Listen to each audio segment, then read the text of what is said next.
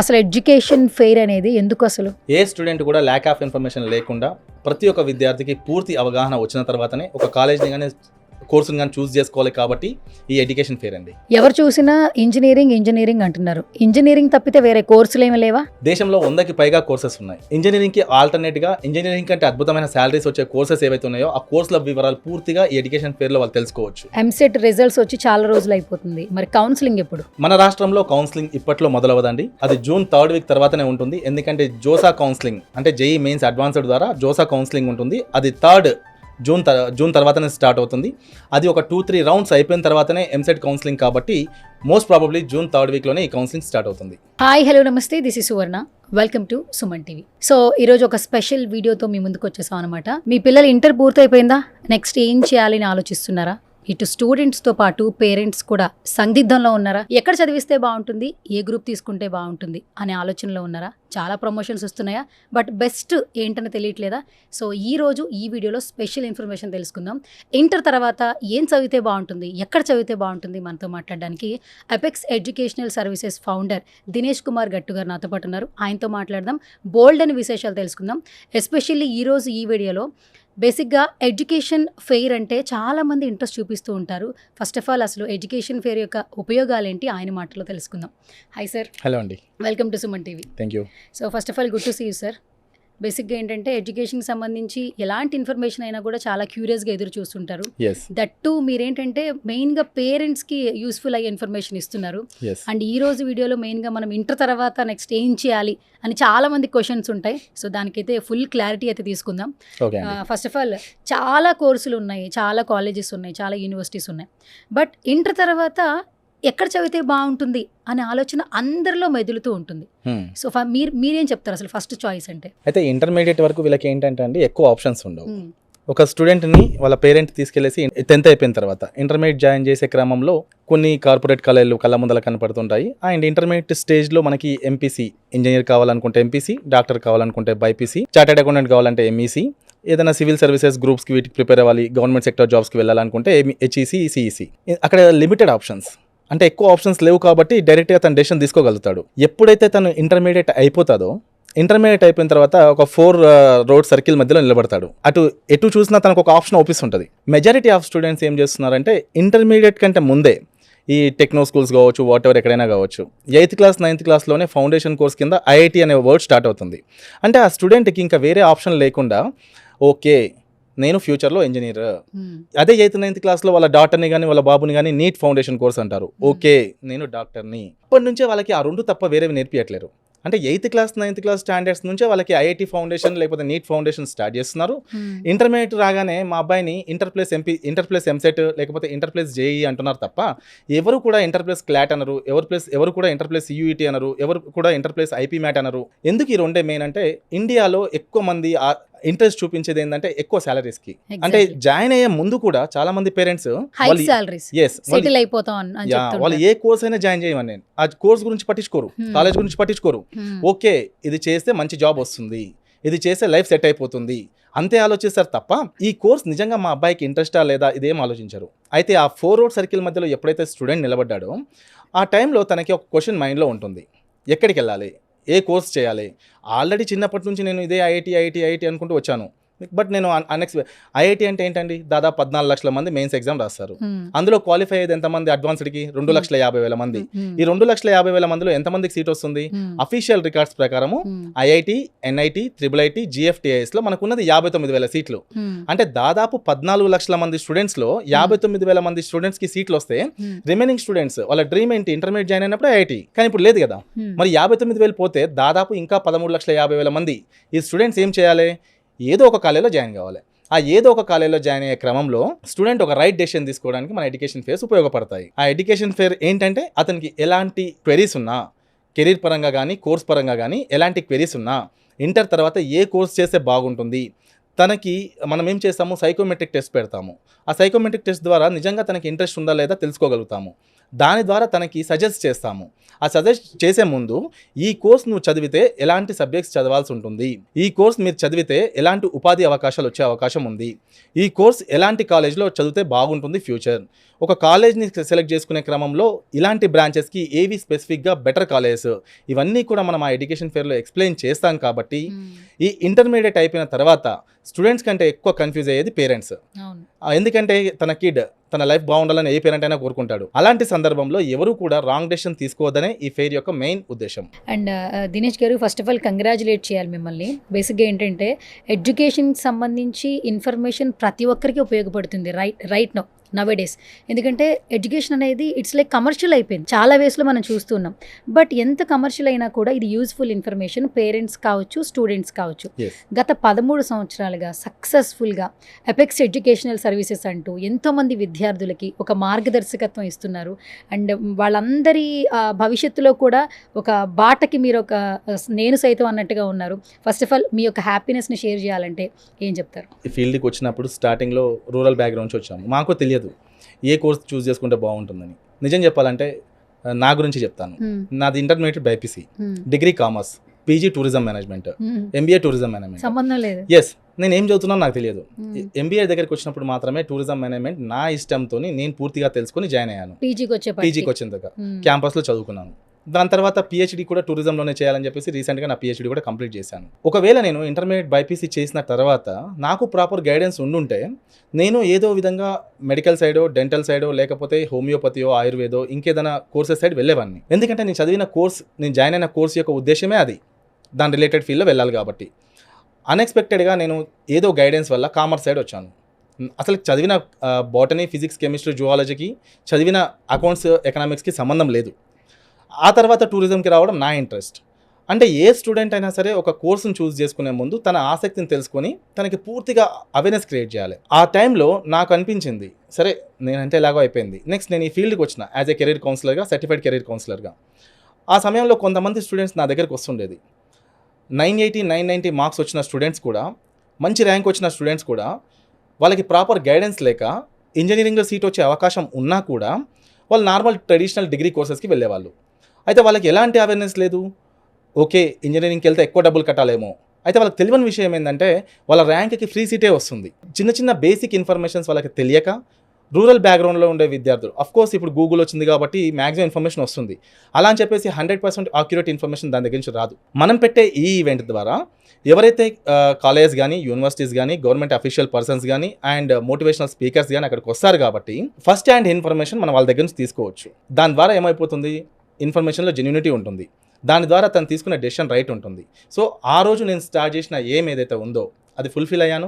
Every year దాదాపు 10,000కు పైగా విద్యార్థులను నేను గైడ్ చేస్తున్నాను through webinars, seminars, education fares and telephone calls ద్వారా, ఆఫీస్కి విజిటింగ్స్ ద్వారా చాలా చేస్తున్నాము. ఇప్పటికొచ్చి ఎన్ని ఫేర్స్ చేశారు? అంటే పర్ సపోజ్ నంబరింగ్ చెప్పాలంటే 13 ఇయర్స్లో మేము చేసింది 17 ఫేర్స్ అండి. దిస్ ఈజ్ 18th ఫేర్ అఫీషియల్గా.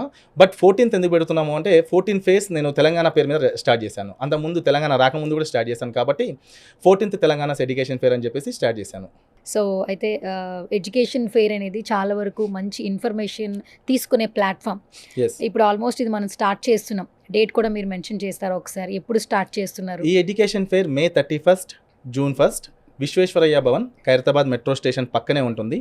May 31st మార్నింగ్ 10 o'clockకి ఇనాగ్రేషన్ స్టార్ట్ అవుతుంది అండ్ ఈవినింగ్ 7కి అయిపోతుంది. అండ్ సెకండ్ డే సెషన్ వచ్చేసి June 1st morning 10 AM to evening 7 PM వరకు ఉంటుంది.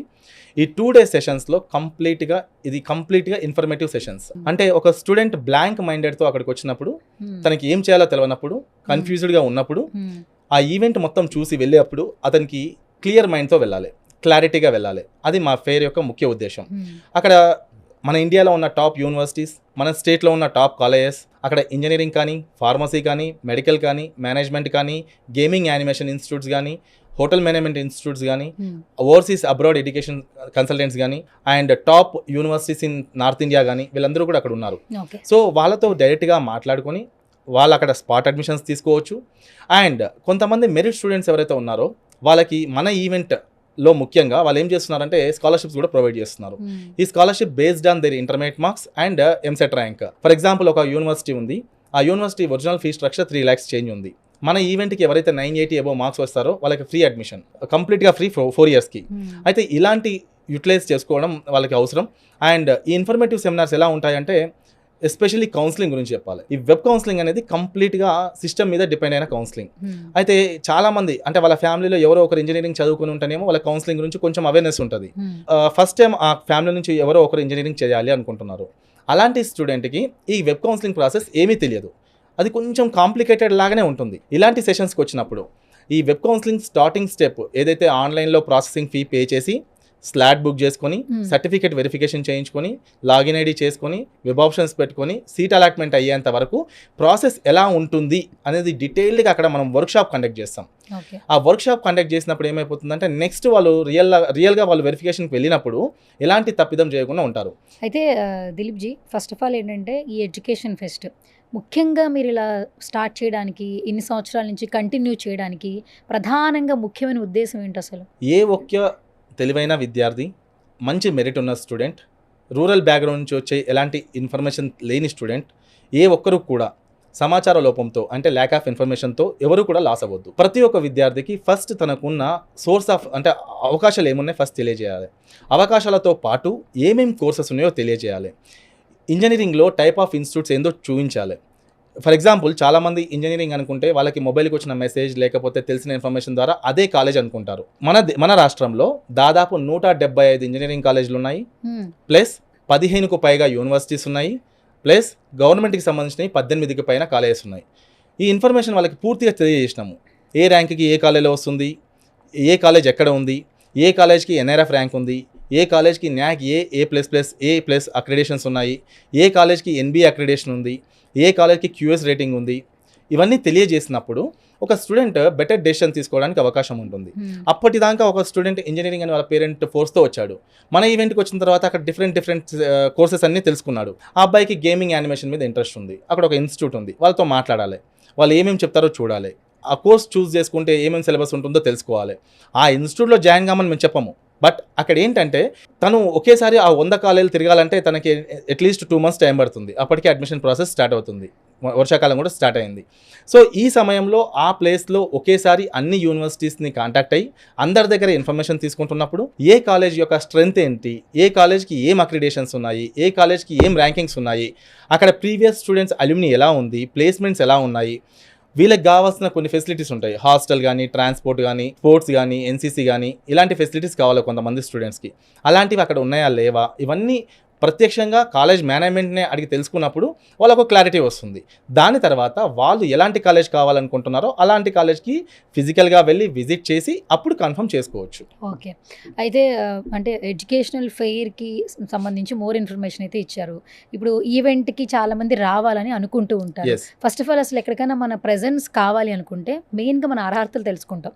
అసలు ఎవరెవరు రావాలి, ఎలా రావాలి, అసలు కావాల్సినవి ఏంటి? అసలు ఎడ్యుకేషన్ ఫెయిర్కి మెయిన్ ఏంటంటే డిప్లొమా అయిపోయిన వాళ్ళు, ఇంటర్మీడియట్ అయిపోయిన వాళ్ళు, డిగ్రీ అయిపోయిన వాళ్ళు, బీటెక్ అయిపోయిన వాళ్ళు, ఏ స్టూడెంట్ అయినా ఎలిజిబులే. అంటే వాళ్ళ ఫర్దర్ ఎడ్యుకేషన్ ఏం చేయాలి, హైయర్ ఎడ్యుకేషన్లో ఆప్షన్స్ ఏమున్నాయో తెలుసుకోవడానికి. అండ్ ఇక్కడ ప్రతి ఒక్క విద్యార్థి మనము ఫ్రీ రిజిస్ట్రేషన్ లింక్ కూడా ప్రొవైడ్ చేస్తున్నాము. ఆ లింక్ ద్వారా రిజిస్ట్రేషన్ చేసుకొని రావచ్చు.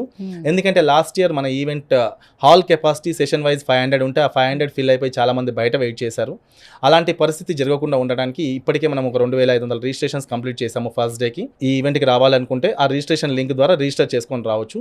అండ్ ఇది కంప్లీట్గా ఫ్రీ ఎంట్రీ, మనం ఏం ఛార్జ్ చేయం స్టూడెంట్ దగ్గర. ఇంకొకటి మీరు ప్రధానంగా మెన్షన్ చేశారు, అదేంటి వర్క్షాప్స్ ఒకటి మెన్షన్ చేశారు, గెస్ట్ స్పీకర్స్ అన్నారు. అసలు ఏంటి, ఎవరెవరు రాబోతున్నారు? ఓన్లీ నేను ఒక్కడినే అక్కడ కౌన్సిలింగ్ గురించి చెప్పినా, కాలేజ్ గురించి చెప్పినా అంత ఇంట్రెస్ట్ చూపించరు. దానితో పాటు చాలామంది స్టూడెంట్స్కి హైయర్ ఎడ్యుకేషన్ మీద ఆసక్తి రావాలి. కొంతమంది పేరెంట్స్ అంటుంటారు మా అబ్బాయి చెప్పినట్టు వినడు అంటారు, అలాంటి వ్యక్తుల కోసము. అండ్ కొంతమంది స్టూడెంట్స్ అంటుంటారు సార్ నాకు చదువు మీద అంత ఇంట్రెస్ట్ రావట్లే, కాన్సన్ట్రేషన్ పెరగట్లే అంటుంటారు. ఇలాంటి వాళ్ళ కోసము ఇది స్టార్టింగ్ స్టేజ్. ఈ ఇండక్షన్ ఈ టైంలో వాళ్ళకి మనం ఏం చేస్తున్నాము, గంపా నాగేశ్వరరావు గారు కానీ, సుధీర్ సండ్రా కానీ ఇలాంటి వ్యక్తులను తీసుకొచ్చేసి మోటివేషనల్ క్లాసెస్ చెప్తున్నాము. గవర్నమెంట్ యూనివర్సిటీస్ ఉస్మానియా జేఎన్టీ నుంచి వైస్ ఛాన్సలర్స్ అండ్ ప్రొఫెసర్స్ని ఇన్వైట్ చేస్తున్నాము. ఎందుకంటే చాలా మందికి ఇంజనీరింగ్లో ఒక అపోహ, ఓన్లీ కంప్యూటర్ సైన్స్కే జాబ్స్ ఉన్నాయా, మిగతా వాటికి లేవా అని. ఒకవేళ నాలాంటి వ్యక్తి చెప్తే మీరు అలానే చెప్తారు, మీదే ఉంది సార్ అంటారు. అదేదో నేను యూనివర్సిటీ ప్రొఫెసర్స్ని తీసుకొని వస్తే నిజంగా వాళ్ళకున్న అనుభవాన్ని అంతా చూపించి అసలు ఏ కోర్స్ తీసుకుంటే ఎలాంటి జాబ్ అవకాశాలు ఉన్నాయి. సీరియస్లీ చెప్పాలంటే చాలామంది ఈ సిఎస్సికే మంచి అవకాశాలు ఉన్నాయి అనుకుంటారు. రీసెంట్గా మీరు కూడా పేపర్లో చూసి ఉండొచ్చు, ఎన్ఐటి వరంగల్లో ఈసీఈ తీసుకున్న వ్యక్తికే హైయెస్ట్ పే ప్యాకేజ్ వచ్చింది 77 lakhs. అంటే ఒక ఇంజనీరింగ్లో ఒక బ్రాంచ్కి అవకాశాలు ఉంటాయి అనుకోవడం కరెక్ట్ కాదు. ఆ సెషన్లో అలాంటి స్పీకర్స్ రావడం వల్ల వాళ్ళు చెప్పిన మాట విని మేబీ వాళ్ళు ఏమైనా చేంజ్ అవుతారేమో తెలియదు. మరి చాలామంది ఇంజనీరింగ్ వైపు వెళ్ళిపోతాం అంటారు, సీట్స్ ఏమో తక్కువ, ఎక్స్పెక్టేషన్స్ ఏమో ఎక్కువ. మరి మిగతా వాళ్ళైనా అడ్జస్ట్ అవ్వాలి తర్వాత. ఎస్, మరి వాళ్ళు ఎలాంటి గ్రూపులు సెలెక్ట్ చేసుకుంటే బెస్ట్ అంటారు? మీరు ఇచ్చే సజెషన్స్ ఏంటి? ఇంజనీరింగ్ ఎప్పుడు కూడా సీట్లు ఏమీ అయిపోవండి. ఎందుకంటే మన రాష్ట్రంలోనే దాదాపు 1,13,000 సీట్లు ఉన్నాయి. కానీ దాంట్లో కొన్ని బెస్ట్ యూనివర్సిటీలో క్యాంపస్ అలా చూసుకుంటున్నప్పుడు చాలా మందికి బెస్ట్ తక్కువ. కలర్ సీట్లు రావు. అలాంటి వాళ్ళు మనకి అదర్ స్టేట్స్లో రాజస్థాన్ కావచ్చు, ఉత్తరప్రదేశ్ కావచ్చు, గుజరాత్ కావచ్చు, చెన్నై కావచ్చు, తమిళనాడు కావచ్చు, బెంగళూరు కావచ్చు, ఇక్కడ చాలా ప్రైవేట్ డీమ్డ్ యూనివర్సిటీస్ ఉన్నాయి. ఇక్కడ మంచి కాలేజీలో సీట్ రానప్పుడు ఎక్కడో ఒక దగ్గర చదువుకోవాలనుకుంటే అదర్ స్టేట్కి వెళ్ళొచ్చు. అసలుకి ఇంజనీరింగే ఇంట్రెస్ట్ లేదు. ఇంజనీరింగే ఇంట్రెస్ట్ లేనప్పుడు at the time of second year final exams కంటే ముందే ప్లాన్ చేయాలి. ఎందుకంటే ఈ నేషనల్ లెవెల్ ఎగ్జామ్స్ అయినా సియూఈటీ కానీ, ఐపీ మ్యాట్ కానీ, ఐసర్ కానీ, ఇలాంటి ఎగ్జామ్స్ అన్నీ కూడా మనకి మార్చ్ ఏప్రిల్లోనే ఉంటాయి. అప్పుడు మనం ప్రిపేర్ అయ్యి ఆ ఎగ్జామ్స్ అన్ని మంచిగా రాసి ఉంటే మనకి ఎక్కడో ఒక దగ్గర సీట్ వచ్చేది. అయినా పర్లేదు, ఇంజనీరింగ్తో పాటు ఇంకేదైనా బెస్ట్ చేసుకోవాలి అనుకుంటే బీబీఏ ఉంది, బ్యాచులర్ ఆఫ్ బిజినెస్ అడ్మినిస్ట్రేషన్, అది వద్దు, హోటల్ మేనేజ్మెంట్ ఉంది. సరే, కొంతమందికి ఇష్టం ఉండదు హోటల్ మేనేజ్మెంట్ అంటే. అఫ్ కోర్స్ బీబీఏ చాలా మంచి కోర్స్. బీబీఏ అయిపోయిన తర్వాత క్యాట్, మ్యాట్, గ్జాట్ ఎలాంటి ఎగ్జామ్ రాసేసి ఏ ఐఐఎమ్స్లో ఎంబీఏ చేసినా కూడా మంచి ఫ్యూచర్ ఉంటుంది. అబ్రాడ్కి వెళ్ళి ఎంబీఏ చేసినా చాలా మంచి ఫ్యూచర్ ఉంటుంది. ఇక్కడ ఒక్క కోర్స్కే మంచి ఫ్యూచర్ ఉంది, ఈ కోర్స్ చదివితేనే లైఫ్ అని మాత్రం ఎప్పుడు అనుకోవద్దు. ఏ కోర్స్కైనా సమానమైన ఉపాధి అవకాశాలు ఉన్నాయి. అండ్ చాలామంది అంటారు ఇంజనీరింగ్లో ఓన్లీ సిఎస్సికి మాత్రమే డిమాండ్ అంటారు. మీరు చూస్తుండండి, ఇంకొక 2-3 years తర్వాత సివిల్, ఎలక్ట్రికల్, మెకానికల్ ఇంజనీర్లకి చాలా డిమాండ్ ఏర్పడుతుంది. ఎందుకంటే దేశం అభివృద్ధి చెందుతుంది. సివిల్ కన్స్ట్రక్షన్ ఎప్పుడూ ఆగదు. మెకానికల్, ఆటోమొబైల్ ఇండస్ట్రీస్ చాలా పెరిగిపోతున్నాయి. ఎలక్ట్రికల్ ఈరోజు ఈవీ జనరేషన్ కానీ, లేకపోతే మనకి ఈరోజు సోలార్ పవర్ కానీ, ఎవ్రీథింగ్ అంతా ఎలక్ట్రికల్ ఇంజనీరింగ్. ఆ కోర్స్లో ఇంటేక్ తగ్గుతూ ఉంటే, ఆ కోర్స్లో స్టూడెంట్స్ ఎన్రోల్మెంట్ తగ్గుతూ ఉంటే భవిష్యత్తులో వాళ్ళ కొరత ఏర్పడుతుంది. ఆటోమేటిక్గా వాళ్ళకి చాలా డిమాండ్ ఏర్పడుతుంది. బ్రాంచ్ ఏదైనా సరే ఫస్ట్ మీ ఆసక్తి ఇంపార్టెంట్. ఆసక్తి ఉంటేనే జాయిన్ అవ్వండి. అండ్ ఒకరి ఫోర్స్ వల్ల మాత్రం ఎప్పుడూ జాయిన్ అవ్వద్దు. అందులో ముఖ్యంగా పేరెంట్స్ ఫోర్స్ వల్ల అసలుకి జాయిన్ అవ్వద్దు. ఫస్ట్ మీరు మీ అంతటా మీరు ఏం కోర్స్ చదివితే బాగుంటుంది, ఆ చదివే కోర్సులో ఎలాంటి ఉపాధి అవకాశాలు వస్తున్నాయి, ఏం సబ్జెక్ట్స్ చదవాల్సి వస్తుంది, ఇవన్నీ తెలుసుకున్న తర్వాతనే జాయిన్ అవ్వండి. ఓకే. సో దినేష్ గారు, ఫైనల్గా ఎడ్యుకేషన్ ఫెయిర్ గురించి చాలా మంచి ఇన్ఫర్మేషన్ ఇచ్చారు. బిఫోరే మీరు ఒక నోట్ కింద చెప్పారు ఫ్రీ ఎంట్రీ అని చెప్పేసి, బట్ రిజిస్ట్రేషన్ అలాంటి ఏమైనా ఫార్మాలిటీస్ ఉన్నాయా? ఈ ఈవెంట్కి ఫ్రీ ఎంట్రీ ఎందుకు పెట్టామంటే అందరూ కూడా డబ్బులు పే చేసే కెపాసిటీ ఉన్న వాళ్ళు ఉంటారు, లేని వాళ్ళు ఉంటారు. బట్ మనకి ఈవెంట్కి ఎలాగో స్పాన్సర్స్ కూడా ఉంటారు కాబట్టి no need of getting money from parents, students దగ్గర నుంచి కలెక్ట్ చేయాల్సిన అవసరం కూడా లేదు. మనము ఇదే వీడియోలో డిస్క్రిప్షన్లో లింక్ ఉంది, ఆ లింక్ ద్వారా వాళ్ళు రిజిస్ట్రేషన్ చేసుకోవచ్చు. అండ్ స్పాట్ రిజిస్ట్రేషన్ కూడా ఉంటాయి. ప్రీ రిజిస్ట్రేషన్ చేసుకుంటే అక్కడ ప్రాబ్లం ఉండదు సీటింగ్ కానీ. అండ్ నెక్స్ట్ ఈ రిజిస్ట్రేషన్స్ కూడా మనము 31st ఈవెంట్ కాబట్టి 30th ఈవినింగ్ వరకు రిజిస్ట్రేషన్స్ ఉంటాయి. 31st మార్నింగ్ విశ్వేశ్వరయ్య భవన్, ఖైరతాబాద్, హైదరాబాద్లో ఈవెంట్ స్టార్ట్ అవుతుంది. మార్నింగ్ 10 o'clock స్టార్ట్ అవుతుంది. Thank you so much Dinesh garu. Such a lovely interaction with you. And education fair గురించి మోర్ ఇన్ఫర్మేషన్ తెలియజేశారు. Thank you so much. Thank you అండి.